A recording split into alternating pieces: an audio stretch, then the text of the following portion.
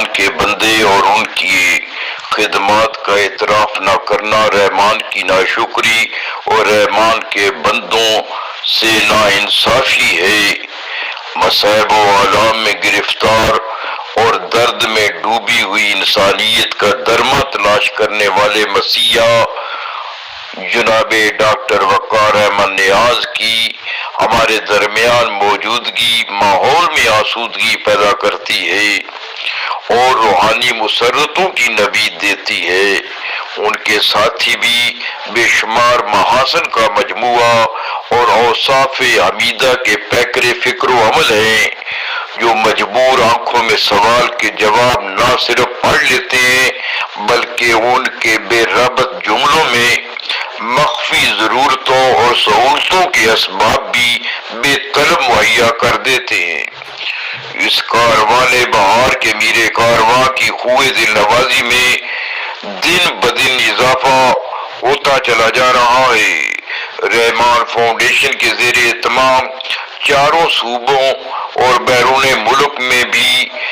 گردوں کے مستحق مریضوں کی صفائی مفت کی جا رہی ہے،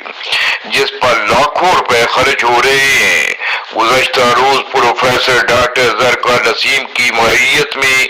3 رکنی وفد ممتاز قانون دان جناب میاں صلاح الدین، انگریزی زبان کے شاعر ممتاز شاعرہ محترمہ یاسمین ظفر اور فوٹوگرافر فرحان یوسف نے رحمان فاؤنڈیشن کے سربراہ ڈاکٹر وقار نیاز سے ملاقات کی اور اس ادارے سے وابستہ عبقری شخصیات جن میں جناب نوازش لودھی، جناب میاں الفت رسول اور جناب راؤ اسلم جیسے عظیم المرتبت مثالی کردار کے انسانوں سے مل کر محسوس ہوا کہ ابھی کچھ لوگ باقی ہیں جہاں میں۔ ایسے پرخلوص سماجی شخصیات سے مل کر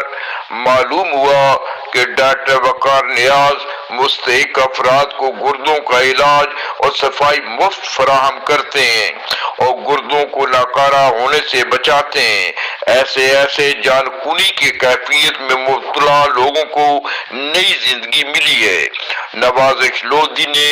گردوں کی بیماری میں مبتلا مریض کی حالت زار کا منظر پیش کرتے ہوئے ڈاکٹر وقار نیاز کے جذبات و احساسات کا یوں اظہار کیا: مصافی ہم تو سمجھے تھے کہ ہوگا کوئی زخم، تیرے دل میں تو بہت کام رفو کا نکلا۔ میری پاکستان اور سمندر پار پاکستانیوں سے اپیل ہے کہ وہ اپنے صدقات و خیرات، زکوٰۃ اور عطیات کے لیے رحمان فاؤنڈیشن کا انتخاب کریں۔ فرحان یوسف فوٹوگرافر کے ساتھ منشا قاضی، حسب منشا، یوٹیوب چینل لاہور۔